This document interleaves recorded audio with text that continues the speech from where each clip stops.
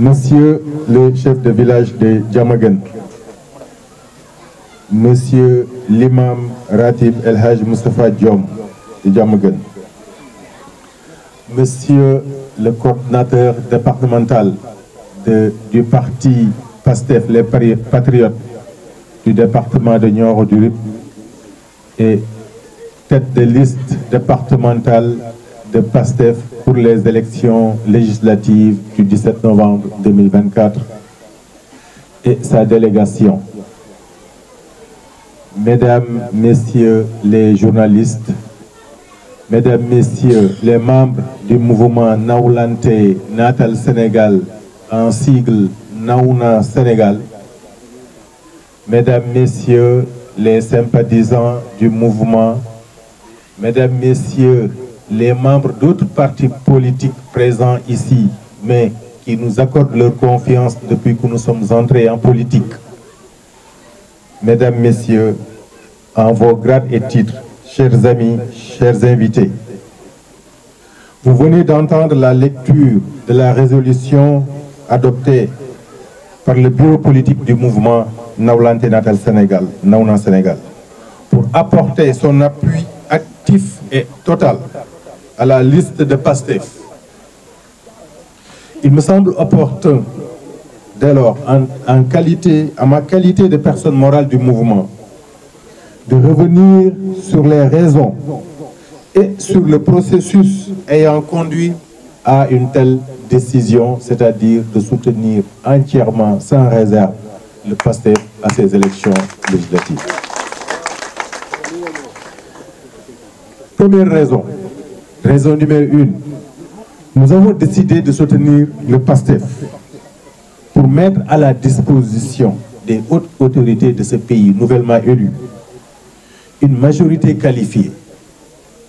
à l'Assemblée nationale devant leur permettre de respecter leurs engagements,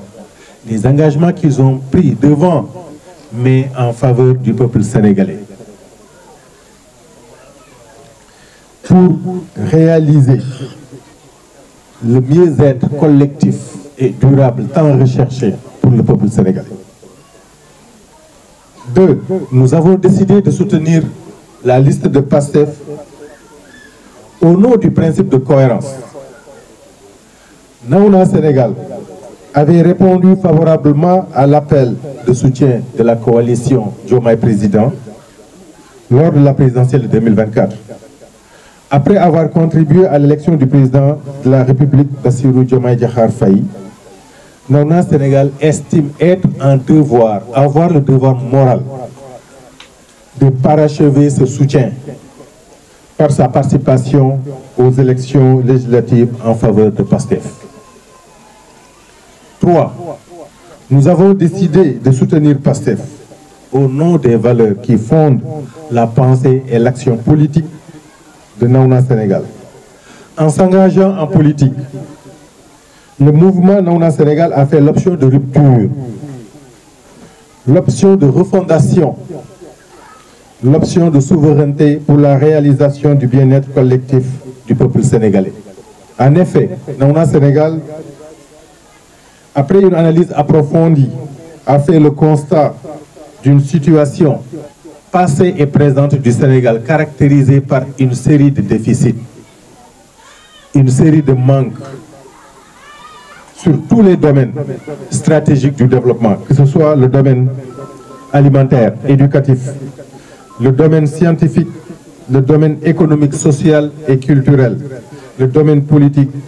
le domaine environnemental, etc. Le mouvement Naouna Sénégal a conclu que cette situation de manque qui caractérise l'État du Sénégal depuis son indépendance est due principalement au type d'État néocolonial que nous avons, qui nous a été installé par le blanc et qu'on a perpétué depuis 1960. Ce type d'État néocolonial où une élite largement minoritaire est souvent déconnectée des réalités et des priorités des populations à la base, s'est accaparé des pouvoirs de ce peuple-là qu'il a élu pourtant pour se servir, et pire, pour servir des forces et des lobbies étrangers au détriment des intérêts des citoyens et du peuple sénégalais. Fort de ce constat, Mauna Sénégal se bat en politique pour redéfinir l'État, pour redéfinir les institutions néocoloniales qui nous ne développeront jamais. Donc, pour aussi transformer le rapport que l'État a avec les citoyens, mais aussi pour transformer les rapports entre les couches sociales dans ce pays, entre elles, qui se caractérisent par l'exploitation de la majorité des couches sociales par une minorité privilégiée. Donc,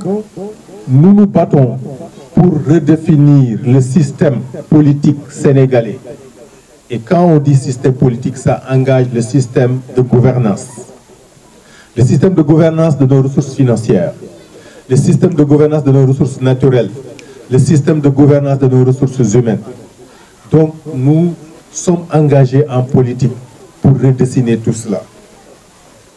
Nous voulons une redéfinition du rapport entre l'État et les citoyens, comme nous l'avons dit tout à l'heure, pour une société plus juste, plus inclusive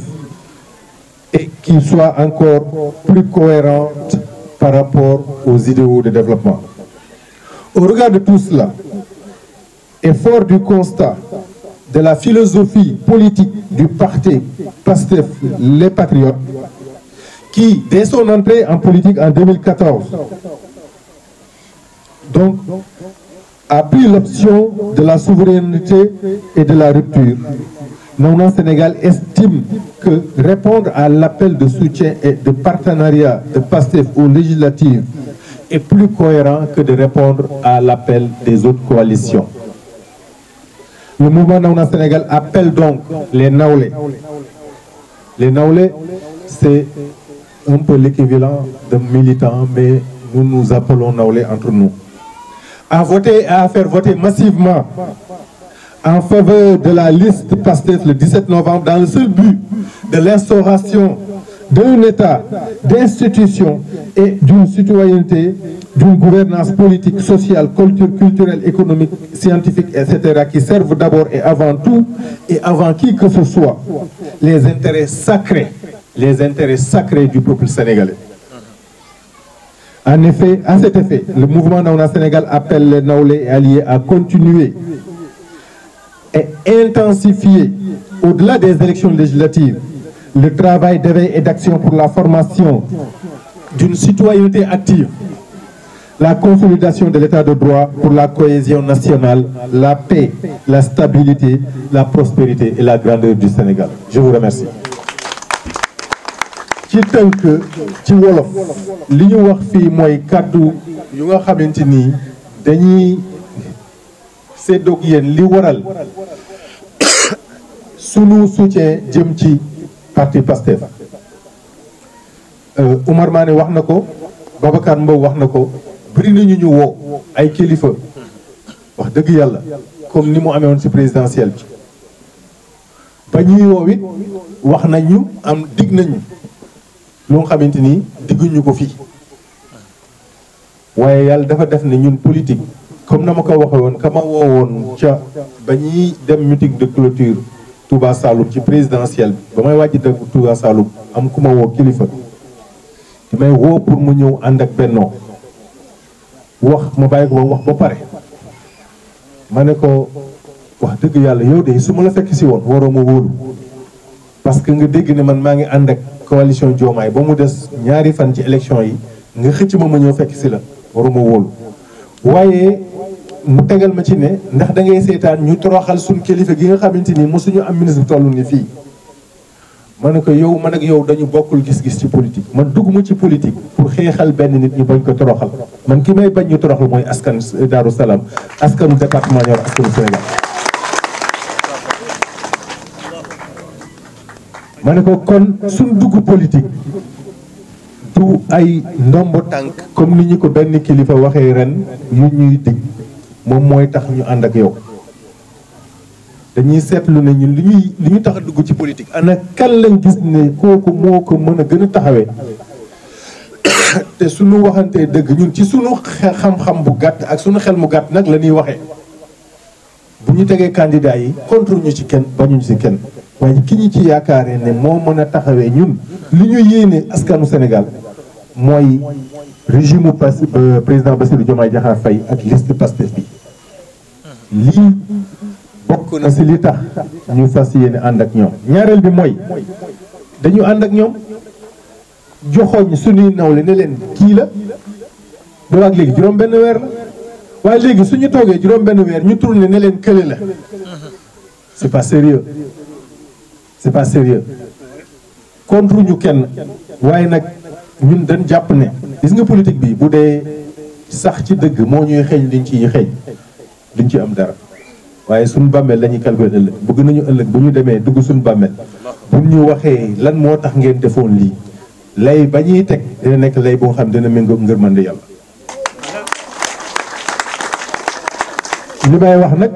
dañu naan kii xamul politique moo tax muy waxee noonu waaye bu dee politique safaanu lii moo ci maye ndam wala ndombo tànk ñun soxlawuñ te dañ continuer di xeex parce que dugaluñ suñu bopp fekk ñi ñu si dugal taxawuñ nañu bàyyil duñu bàyyi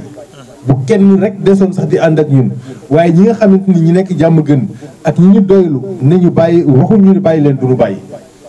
kon li tax ñu ànd ak ñi mooy dañu leen joxoñoon ne kii la juróom benn weer ku xam réew waxuma la sax réew waaye kër kan moo mën a soppi kër ci juróom benn weer dañu waxante dëgg nag bu caaxaan jeexee ba caaxaan jeex laa wax bu ñu bàyyi politique politicienne fële juróom benn weer ku ci wax ne mën naa soppi réew waxu dëgg day wax lu ko neex juróom benn weer li nga si mën a def bu bëree ba bëri mooy teg ay acte waaye pour am résultat yu nga xamante ni day fës ba nit ñi yëkku ci seen dund wallahi lazim at sax néew na ci dama leen koy wax na ngir yàlla kon lii bokk na si li tax tamit ñu ñëw nangu loxo bi nga xamante ni kii di coordonnateur Massamba Dieng di sama rek di ko woyof di ko nga xamante ni dama am si moom cofeel wax naa ko Babacar Mbow parce que tamit nag islam lu mu wax mooy su fekkee bëgg nga sa moromu jullit imam borom dëkk coordonnateur modab yaakaar naa yunus sallam daf ñu ko jàngal ne soo ko bëggee sa moromu jullit wax ko bul ko nuppee li tax ma bëgg ko tamit yàlla kese la mooy ak woyofam ak respect bu mu am ci nit ak le sens de la mesure bi nga xam dafa nekk si moom boole ci nag détermination parce que tamit nag nekkal fi Pastef 2017 ba léegi ku amul ngëm-ngëm doo ko def lii bokk na si li tax ma am si moom cofeel donc loolu mu nekk lu nga xamante ni wax dëgg yàlla Massamba wax na ko fi ñun dañu ñëw ànd ci lii ci xeex bii ñuy xeex ngir ñu soppi Sénégal bi nag defuñu ko contre kenn wala toroxal kenn waaye nag képp ku nga xamante ni nag nan ngaa taxaw ci suñu yoon nan ñu gàllankoor dinañ ko defante ak yow parce que Sénégal moo ñu ñor nañu ànd ñu liggéey Sénégal ci loolu nag laa leen di woo yéen samay nawle njëkkee ko ci yéen waa jàmm gën ñi nga xam yéen a ma njëkk dawlu nga xam ne saa moo wootee ngeen ñëw lii nga xamante ni moom la ñu gis ñun ci suñu xel mu gàtt ak suñu xam-xam mu gàtt mooy élection yi ñu dëgmal nañu jox liste Pastef bi nga xamante ni président Ousmane Sonko moo ko jiite ñu fexe ba fii jàmm gën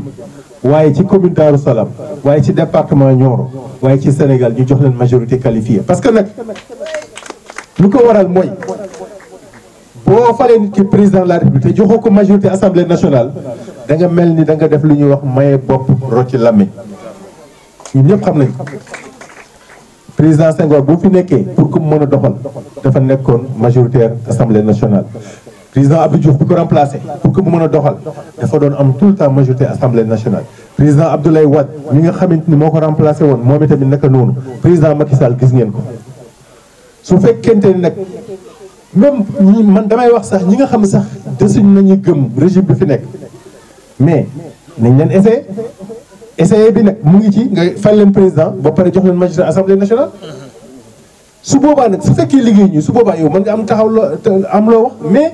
nit ki nga fal ko président mu soxla li nga xamante ni mooy tax mu mën a soppi réew mi parce que tey jii nii su fekkee amuñu majorité assemblée nationale li ñuy digg yëpp duñ ci def tous parce que mun duñ ko man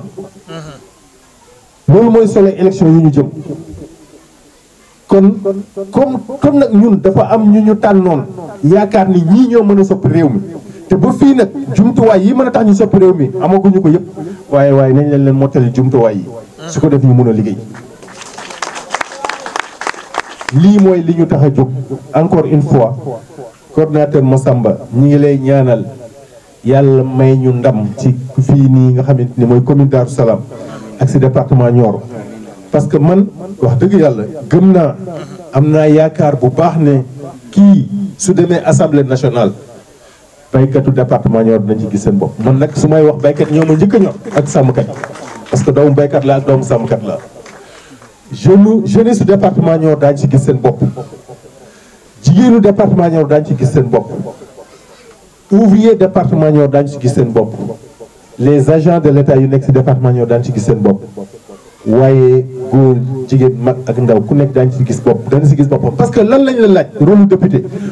kii nag du ku nga xamante ni dafay wax naan def leen ñu def dindi leen ñu dindi kaas moo ko fay yóbbu xam jafe-jafe département Nioro moo ko fay yóbbu loolu lay dem kaas mën na dem kaas nag mu jàll tout comme mën na kaas du jàll waaye ñun li ñu soxla rek mooy fu ma waxee rek na yëg ne kii wax dëgg yàlla mu ngi fexe di jàllale jafe-jafe askanu département Nioro te loolu man de wax dëgg yàlla aw ma sikki sakkane du ko doxal moo tax nag ñu war ko jàppale mu wute nag tooñuñu de li ñu gis la ñu wax nit da ngay seede li nga xam lii fii liñ fi gis mooy ñu mën ngoro lool te mënuñ yor jabar bu élection jub see campagne dinañu génnee moyen bu nekk impressionné nag mbokku baykat yi ba ñu fal leen bu ñu leen falee kenn dootu leen gis li may wax du fen du sos loolu moo fi am dañuy changer numéro téléphone dootoo leen jot xasuñu kenn waaye li fi nekk la ñuy wax loolu nag bu fekkente ne bëgg nañ suñu département changé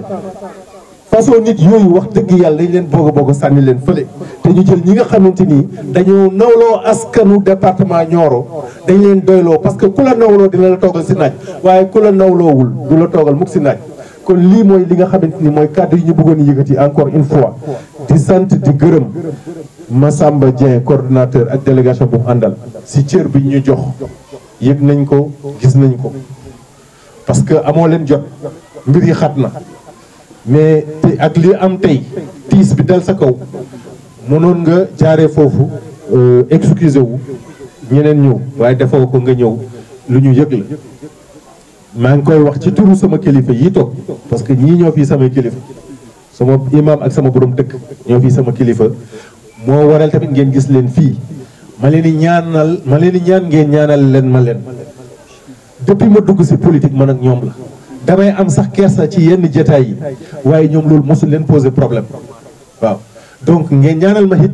bu ma leen décevoir mukk te bu ma décevoir mukk ñi nga xamante ni ñooy waa jàmm gën ak samay nawle yi nekk si biir commune Darou Salam nga xam ne fii am na ñu fi nekk ñu ngi jóge ko ba Founeyni jóge ko ba Kër Safati jóge ko ba Makka Njengeen dégg nga ay nit jóge dëkk yu bëri ñëw fii fekkee si lii te bañ leen ko wax ak léegi yàggul boo gisee ñu leen yëg leen ko wax bañoon sax ñu déplacé wu di sonal seen bopp waaye ñoom ñu si bëri ñëw nañ fii donc ñoom ñëpp ñu ngi leen